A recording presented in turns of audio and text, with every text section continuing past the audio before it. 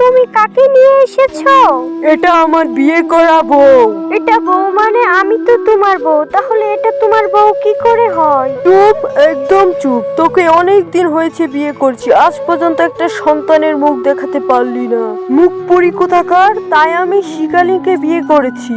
ও আমাকে সন্তানের মুখ দেখাবে। এখন যা, তুই ভিতরে গিয়ে ঘর সাজা, আমার আর শিয়ালিনীর থাকার ব্যবস্থা কর। ও আচ্ছা, আমি এবার সবটা বুঝতে পারছি।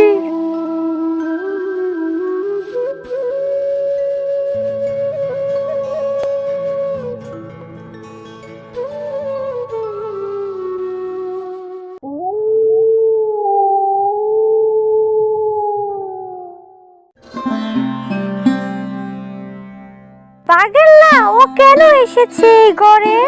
আরে ছোট, বিয়ের আগের রাতে তো অনেক নিয়ম কারণ আছে তাই না? সেইগুলোই শিখে দিতে এসেছি। কখন না কখন তোমরা খেয়েছো, তাই কিছু খাবার এনেছি। তোমার মতো অলক্ষণীর কাছ থেকে আমি কোনো নিয়ম কারণ শিখতে চাই না। এগুলো রেখে বেরিয়ে যাও তো এখান থেকে। পাগলা, ওকে বের করো। তুমি তো আমাকে এনেছো সন্তানের মুখ দেখার জন্য। প্রথম দিনই যদি এই অপয়া অলক্ষীর মুখটা দেখি, তুমি আর আমি কিভাবে সন্তান জন্ম দিব বলো তো? বাঘিনী, তোর কানে কি কথা যাচ্ছে না? বেরিয়ে যা বলছি এখান থেকে। তারপর বাঘিনী খাবারগুলো রেখে এখান থেকে কাঁদতে কাঁদতে রুমে চলে যায়। বাঘিনী সকাল সকাল উঠে সবার জন্য খাবারের ব্যবস্থা করে। আর শিয়ালিনী এসে বলে, বড় দিদি, আমার ঘরটা অনেক ছোট হয়ে গেছে। এই বাড়িতে সব থেকে বড় রুম কোনটা বলো তো? কেন রে ছোট, আমার ঘরটা অনেক বড়। চলো তো তোমার ঘরটা ভালো করে দেখে আসি, যদি ভালো লাগে আমি ওইখানে থাকবো। এই ছোট করে থাকতে আমার একদমই ভালো লাগে না। এরপর বাঘিনী শিয়ালিনীকে ঘরে নিয়ে যায়। এরপর শিয়ালিনী ঘর দেখে বলে, এই ঘরটা আমার অনেক ভালো লেগেছে, আজ থেকে আমি এখানেই থাকবো। বুঝেছো, এই ঘরটা কত সুন্দর আর আমার ঘরটা কত ছোট। কিন্তু ছোট, এটা তো আমার ঘর, তুই যদি এখানে থাকিস তাহলে আমি কোথায় থাকবো বল? তখনই সেখানে বাঘেল্লা আসে। বাঘেল্লা বলে উঠে, শুন বাঘিনী, এটা আমার বাড়ি, আর তোর ঘর বলতে এখানে কিচ্ছু নেই, বুঝেছিস? আজ থেকে শিয়ালিনী আর আমি এ ঘরেই থাকবো, তুই বাহিরে গিয়ে থাকবি। আচ্ছা ঠিক আছে, তুমি যাই ভালো মনে করো আমি তাই করব।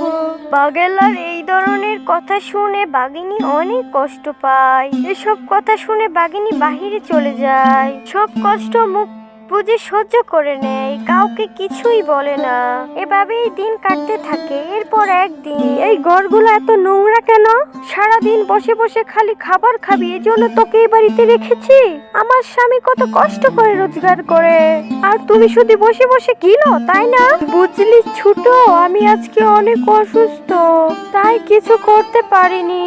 তাই তুমি আজকে একটু বাঘেলার জন্য রান্না করো না বোন। কি, আমি করব রান্না? অসম্ভব ব্যাপার। রান্না বান্না তোর মতো কাজের মেয়েদের দিয়ে হয়, আমার মতো মেন সাহেবকে দিয়ে হয় না, বুঝেছিস? আমি খাবার টাবার রান্না করতে পারি না, বুঝেছিস? তুই রান্না করবি। এই সব অসুস্থতার নাটক বাদ দে, এই সব অসুস্থতার নাটক বাদ দে, বুঝেছিস? শোন ছোট, স্বামীর জন্য রান্না করলে কাজের মেয়ে হয়ে যায় না, আরো বরং সম্মান বৃদ্ধি পায়। তাই তুই একটু সম্মানটা অর্জন কর না। আমি চলে গেলে তো তোকে কাজ করতে হবে, তাই না? আমি পারবো না মানে পারবো না, আমাকে এত বড় বড় লেকচার শোনাতে আসিস না। দেখ, বাঘেল্লা বাড়িতে আসলে তোকে আমি কেমন শিক্ষা দেই, আমাকে জ্ঞান দেওয়ার মজাটা বুঝবি। বাঘিনী খুবই অসুস্থ ছিল। সে রান্না বান্না না করে অসুস্থ শরীর নিয়ে ঘুমিয়ে পড়ে। ওইদিকে বাঘেল্লাও বাড়ি ফিরে আসে। আর শিয়ালিনী বাঘেল্লাকে বলে, বাঘেল্লা গো, ও বাঘেল্লা, বাঘেল্লা গো, একটা কথা শুনো। এই দেখো, তোমার আদরের বড় বউ আছে না, আমাকে অনেক মেরেছে, অনেক কথা শুনিয়েছে। তোমার জন্য রান্না করতে চেয়েছিলাম, সেটাও করতে দেয়নি, এমনকি নিজে নিজেও কাজ করেনি। দেখো দেখো কেমন করে শুয়ে আছে, দেখো কেমন করে আরামে শুয়ে আছে, আর আমার কি আত্মা ব্যথা করতেছে। বাগেল্লা শিয়ালিনীর মিথ্যা কথাগুলো সত্যি মনে করে, আর বাগেল্লা বাঘিনীর কোনো কথা না শুনেই বাঘিনীকে মারতে শুরু করে ঘুমের মধ্যে। মারতে মারতে বাঘিনীকে ক্ষত বিক্ষত করে দেয়। বাগেল্লা বাগেল্লা আমাকে আর মেরো না, আমি যে অনেক অসুস্থ, এত মারলে যে আমি মরেই যাব, দয়া করে আমাকে তুমি আর মেরো না। এরপর বাগেল্লা মার থামিয়ে ঘরে চলে যায়। শিয়ালিনী এসে বাঘিনীকে বলে, বর্দি ও বর্দি, কেমন লাগলো মারগুলো? আমাকে কথা শোনানোর মজাটা বুঝলে তো?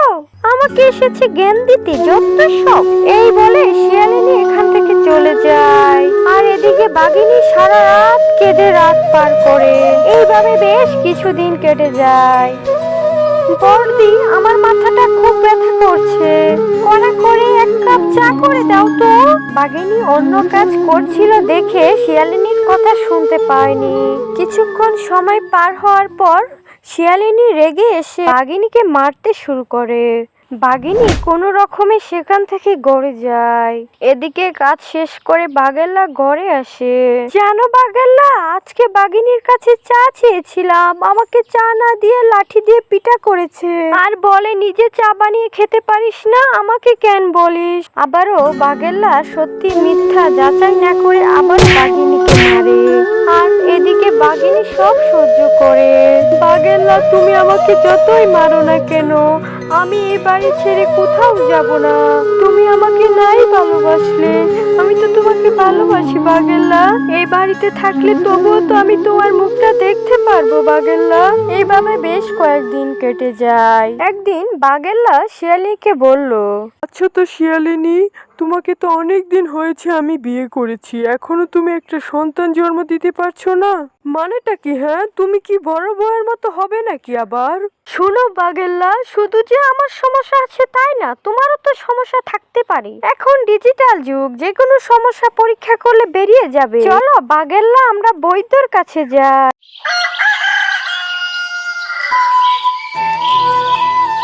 এই বলে শিয়ালিনী বাগেল্লাকে নিয়ে বৈদ্য বাবার কাছে যায়।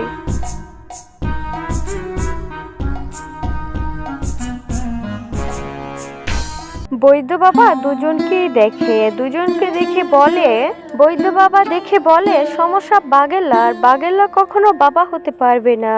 এরপর তারা দুজন হতাশ হয়ে বাড়ি ফিরে আসে। এরপর শিয়ালিনী বাগেল্লাকে বলে, শুনো বাগেল্লা, আমি আর তোমার সাথে থাকতে পারবো না। একটা মেয়ের জীবনে সব থেকে বড় সম্পদ হলো মা হওয়া, একটা সন্তান। এই সন্তান থেকে তুমি আমাকে বঞ্চিত করেছো। আমি আর তোমার সংসারে থাকবো না, আমি আজকেই তোমাকে ডিভোর্স দিব। এতদিন ঠিকই তো বলেছো আমি অপয়া, তোমার বড় বউ অপয়া, এখন তো দেখি তুমি অপয়া। আসলে তুমি অপয়া, বুঝতে পেরেছো? এরপর শিয়ালিনী ব্যাগ গুছিয়ে এ বাড়ি থেকে চলে যায়। বাগেল্লা একবারের জন্যও শিয়ালিনীকে আটকায় না। বাগেল্লা বাঘিনীর কাছে যায়।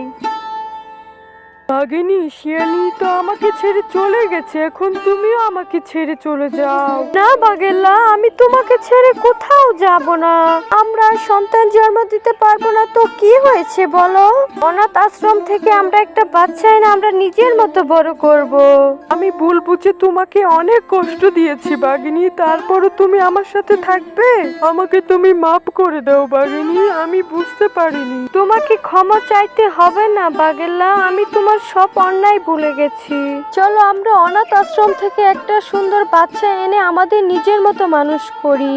তারপর তারা অনাথ আশ্রম থেকে একটা বাচ্চা এনে সুখে শান্তিতে বসবাস করে।